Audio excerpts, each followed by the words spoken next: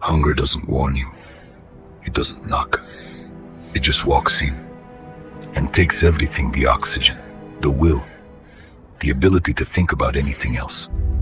Now imagine that hunger. After 23 years behind walls, after a world that moved on without you, after a city that cannot even see you, he survived prison. But survival is not the same as living. And today, the hardest question isn't where to find food. It's what a man does when the only good thing left disappears. Stay with me.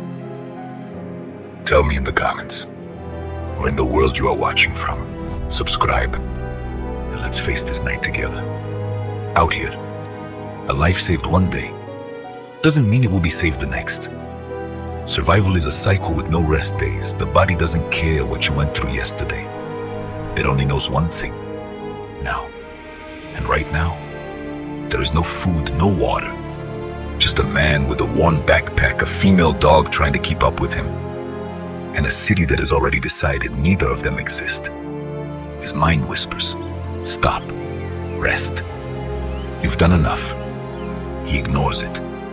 Because the one thing 23 years taught him is this: stillness is not rest. Stillness is surrender. So they walk. And what happens next, you won't see coming. The city was waking up. Engines, gates opening, motorbikes. The ordinary violence of a morning that belongs to everyone else. And the smells. A bakery door left open. Frying oil, fresh bread. For most people, background noise. For a man who hasn't eaten in 2 days, unbearable. Each scent a small cruelty, a reminder of a life that used to be his. The dog walked one step behind, nose to the ground, no words between them, no commands. Just a shared rhythm on broken pavement, invisible to everyone around them. A dead pixel in the bright screen of the city. Then, they turned a corner, and Tizú saw something. An old man fighting with an iron gate, pushing, pulling, hitting the base with his foot. The expression of someone who just wants the problem gone. Tizú stopped. He saw it in 1 second. The top hinge shifted a few millimeters off its axis, enough to lock the whole gate against the frame. Inside prison, you learn to read locks and gates. You learn because sometimes those details are the difference between things that don't have names. He approached, pointed at the hinge, said nothing. The old man looked at him, worn clothes, rough beard, the dog sitting calmly at his side. 1 second of hesitation. The city teaches us to fear the unfamiliar. But the gate was real. The problem was real. And the old man nodded. Tizú placed his hand on the gate. No force, just leverage. At the exact point where the tension had built. One clean movement. The gate opened. The old man stared at it like he couldn't believe the problem had been that small. Tizú was already turning to walk away. In his world, gratitude is something he learned long ago not to expect. But the old man called out. One word. Just one. Wait. The man came back less than a minute later. A full glass of water. And something wrapped in paper. A bread roll. Golden. Still warm. The kind that smells like someone's home inside. Thin slices of mortadella. Laid in with the generosity of someone not counting the cost of kindness. Tizú looked at the bread. The smell hit him like something physical. An impact on an empty stomach that had no more words left to complain. Then he looked at the dog. She had stayed behind him. The whole time. Still. Patient. Her eyes fixed on the bread with a hunger as quiet and urgent as his own. He turned back to the old man and made a simple gesture. Cut it in half. The old man understood. Something crossed his face that wasn't pity. The recognition of a man who had lost everything except his compassion. He took the bread inside, and while he waited, Tizú drank. The water went down like something sacred, his body receiving it like it had forgotten water was even possible. There was still half a glass left. He looked at the dog. He found an old margarine container on the ground, as if it had been placed there by something that still cared. He poured the rest into it. The old man came back. The bread, cut in half, imperfectly, the kind of cut a person makes in a rush, but with their heart in it. Tizu took both halves, felt the warmth through the paper, and put them in his backpack. He didn't eat, he closed the zipper, adjusted the straps, and they walked. They had been walking when his legs simply stopped. Not a decision, the body making one for him.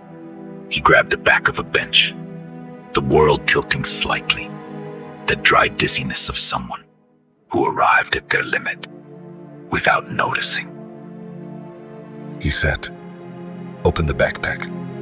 His hand reached for the paper bag, and then a sound.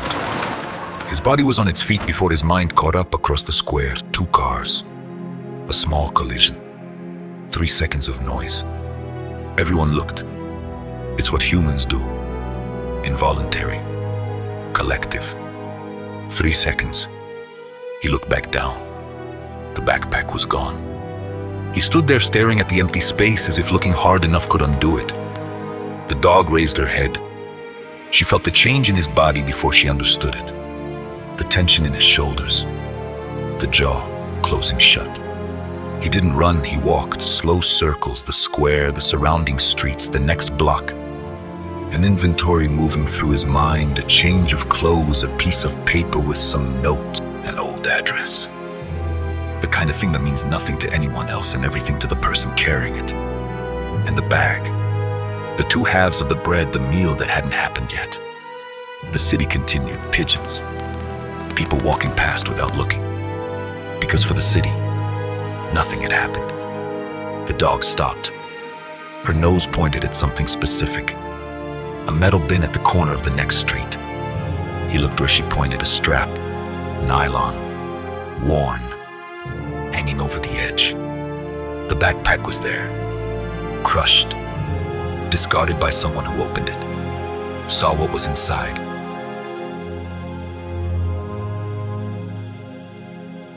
And decided it wasn't worth carrying the paper. Still in the side pocket. The change of clothes, still inside. The bread, gone. He stood holding the backpack, looking inside the way you look for something you already know isn't there. The dog sat beside him and pressed her nose gently against the back of his hand. He looked down at her. She looked back. There was nothing left to search for. He put the backpack on. Same movement as always. Arms through the straps, weight adjusted. But the bag was lighter now, and that lightness had a different kind of weight.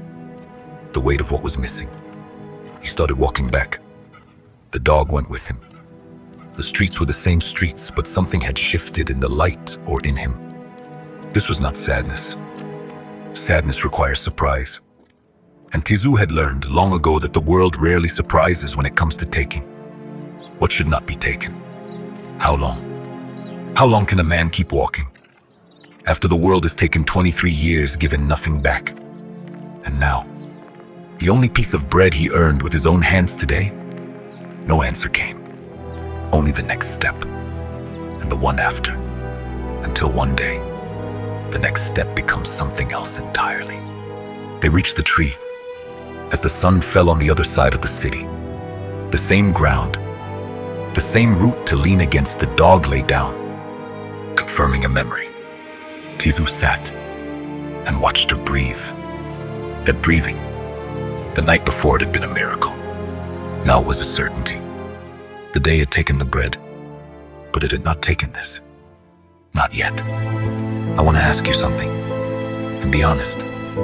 Not with me, but with yourself. Would you forgive the person who stole bread from a starving man and a sick animal? Leave your answer in the comments. Because what people say to that question tells me more about who they are than almost anything else. If you missed how this night started, the cards on your screen will take you back to episode 2, or the full playlist. You can also check the link in the description.